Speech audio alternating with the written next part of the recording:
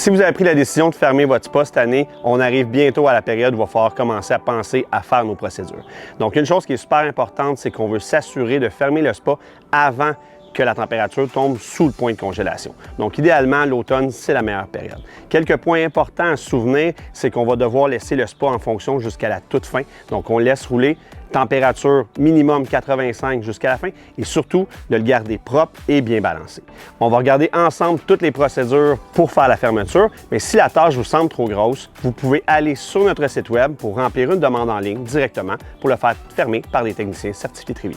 Avant de fermer votre spa, ça va être important de bien connaître la fonction de chacune de vos valves parce qu'on va en avoir besoin durant le processus de fermeture. Donc, bien identifier lesquelles sont des valves d'air, des valves de chute, des valves de jet de cou ou même encore certaines valves de dérivation.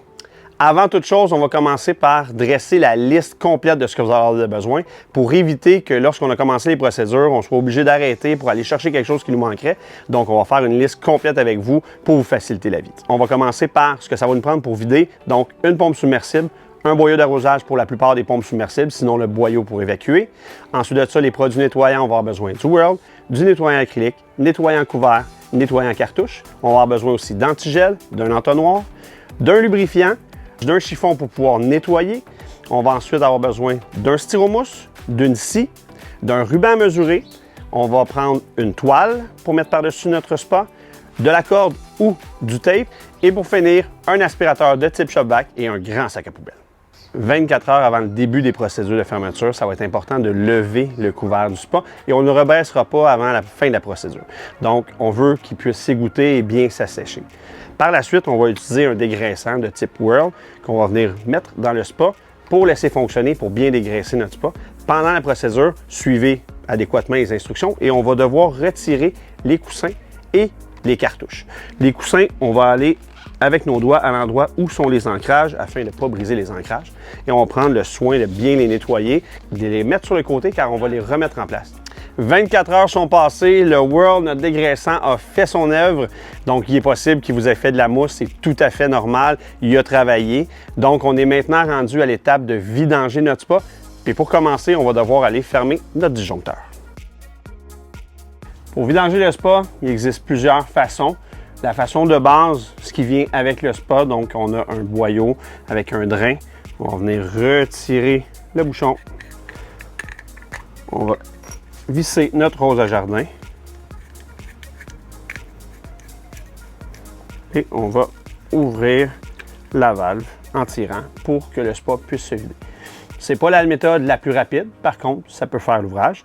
Il existe aussi des pompes submersibles de différentes qualités. On va avoir un peu plus de base, qu'on va mettre une rose à jardin, même principe dessus pour vider, beaucoup plus rapide. Et il y a aussi des pompes plus de type commercial qui sont vendues aussi en magasin, qui vont être encore là beaucoup plus rapides et beaucoup plus durables.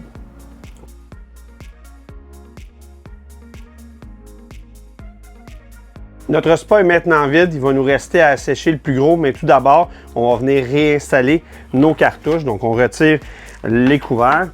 On va venir remettre nos cartouches qu'on va visser bien comme il faut au fond. La raison, c'est qu'on veut créer une restriction avec nos cartouches. Donc, on les s'assure qu'ils sont bien remises parce qu'on va en avoir besoin pour les prochaines étapes. Maintenant, pour vider l'excédent d'eau qui reste dans les bancs, on va utiliser un aspirateur de type Shop-Vac de plus de 5 HP, muni aussi d'une soufflerie parce que tantôt on va en avoir besoin pour souffler certaines lignes. Donc, on y va.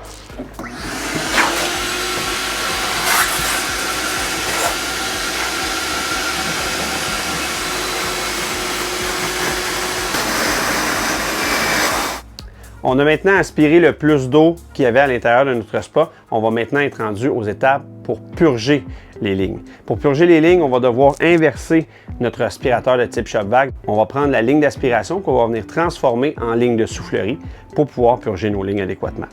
Les lignes qu'on va avoir à purger, on va commencer par les valves, que ce soit les valves de jet de cou, les valves pour les chutes ou des valves de dérivation dans certains modèles de spa. Si on commence par les valves de jet de cou ou les valves de fontaine, on va retirer le capuchon.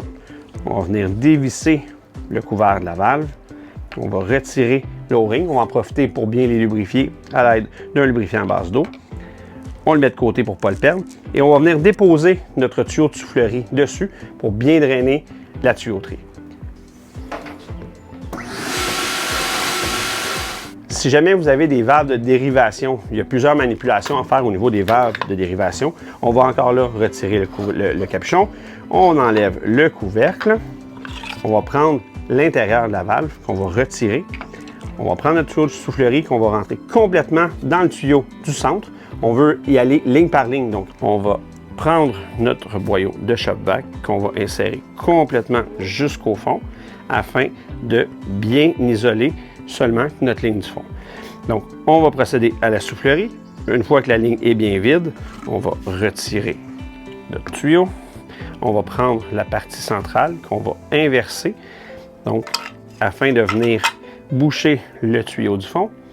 Et on va y aller ligne par ligne. Donc, je bouche ce côté-ci et je vais souffler la ligne du côté ici. Par la suite, je vais reprendre ma pièce centrale que je vais tourner de 180 degrés. Et je vais procéder encore là, ce côté-là fermé, afin de bien drainer ce côté-ci. Encore là ici, on a un petit O-ring, très important, on l'enlève, on le lubrifie comme il faut avant de le remettre en place tantôt. Toutes nos valves sont purgées. On va maintenant aller drainer la tuyauterie à l'aide de nos jets de spa. Donc, on va y aller station par station. Important, on ne retirera aucun jet à l'exception du jet master. Pour tout ce qui est des autres, on les laisse là. On veut éviter les manipulations au niveau des jets. Ça va éviter de les briser, puis il n'y a nul besoin de les enlever. Donc, on les laisse là. On va y aller station par station en aspirant toujours par le jet le plus bas de chacune de nos stations. Donc, exemple, sur cette station-là, je viens m'installer ici. Je vais aspirer jusqu'à temps que je n'entende plus de glou, glou, glou, glou. Donc, lorsqu'il n'y a plus d'eau à l'intérieur, on arrête et on passe à la prochaine station. Pour ce qui est du jet master, on va venir le dévisser et on va tirer dessus pour le retirer. Ça se peut qu'il soit dur à déloger. Donc, prenez un tournevis s'il y a lieu, mais faites attention à votre acrylique. Peut-être mettre quelque chose là pour protéger, pour ne pas la graffiner.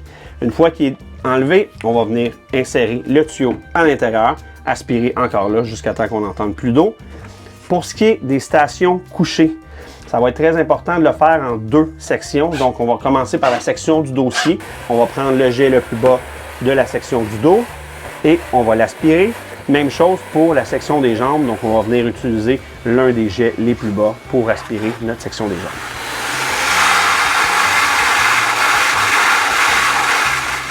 On va maintenant venir aspirer chacun de nos jets un à un. Très important de ne pas en oublier, incluant nos jets d'ozone et tous les jets qui se trouvent dans le fond de notre spa. Une fois que tous nos jets sont bien aspirés, on va venir éponger et aspirer le fond de nos bancs et le fond de notre spa. On veut bien assécher la surface parce que la prochaine étape, c'est le nettoyage de notre acrylique. Pour ce qui est du nettoyage de notre acrylique, on va prendre un nettoyant d'acrylique, sauf que si vous avez un spa de couleur mat, ça va être important de suivre la procédure qui vous a été remise, sinon qui est disponible sur le site web de Trévy. On va maintenant venir enlever nos cartouches pour procéder à leur nettoyage. Les cartouches, on l'avait mis pour le bien de l'hivernisation de notre tuyauterie. Donc, on enlève nos cartouches. Il est possible que en dessous des cartouches, il y ait un peu d'eau. Si c'est le cas, on prend notre aspirateur et on va venir aspirer l'eau qui se trouverait au fond des cartouches. Donc, on les met de côté, puis on va venir procéder à leur nettoyage. Pour le nettoyage de nos cartouches, on va d'abord bien rincer chacune de nos cartouches. Donc, on va nettoyer le plus gros. La prochaine étape, laisser tremper nos cartouches. Donc, on va prendre notre nettoyant cartouche, on va suivre les instructions. On va diluer notre nettoyant dans un contenant. On laisse nos cartouches tremper le temps voulu. Par la suite, on les rince à nouveau, on les laisse sécher et on les range jusqu'au printemps prochain. On va maintenant remettre nos coussins en place ainsi que notre jet master. On va maintenant venir sécuriser notre plomberie, bien qu'on l'a asséché comme il faut puis qu'on a bien fait notre ouvrage. On va quand même venir mettre un peu d'antigel à l'intérieur de nos écumoires et de nos jets. On va commencer par l'écumoire, donc on va venir verser un petit peu d'antigel à l'intérieur de chacun de nos écumoires. Maintenant, à l'aide d'un entonnoir, on va venir verser un peu d'antigel par un des jets dans chacun des bancs afin de sécuriser la plomberie. L'antigel a maintenant été versé dans chacun de nos bancs ou chacune de nos stations. Un banc, une station, c'est la même chose. Et dans nos écumoires. il est fort possible que l'antigel ait coulé par vos drains de plancher. Donc, on va venir bien l'assécher, l'aspirer, enlever l'antigel. On ne voudrait pas que ça tache notre acrylique. Avec les précipitations de neige au Québec, on va devoir venir sécuriser notre couvert. Naturellement, si votre spa est sous un gazebo avec des murs fermés, on n'aura pas besoin de faire cette étape. Par contre, si ce n'est pas le cas, on va devoir venir insérer un cube de styromousse sous le couvercle et on va devoir avant mesurer la hauteur du fond jusqu'à notre couvert. Donc, on ferme la moitié de notre couvert et on vient mesurer la hauteur afin de couper notre cube de styromousse à la bonne hauteur pour bien supporter notre couvert. On a coupé notre foam et pour le couper, je vous suggère un endroit où il n'y a pas trop de vent et où les petites particules de styromousse vont être assez faciles à ramasser parce qu'en le coupant, ça va vous faire un petit peu de neige un peu partout. Une fois qu'il est coupé, on va venir idéalement lui mettre un sac à vidange par-dessus pour justement éviter d'avoir des particules de styromousse partout à l'intérieur de notre spa. Donc, on abrite comme il faut notre cube de styromousse. On peut même venir lui mettre du ruban adhésif sur le dessus pour s'assurer de bien le fermer. Notre couvercle est maintenant en place, donc on va bien le nettoyer avant de poser la toile afin de le protéger. Donc, on suit les instructions sur le contenant et on nettoie notre couvercle.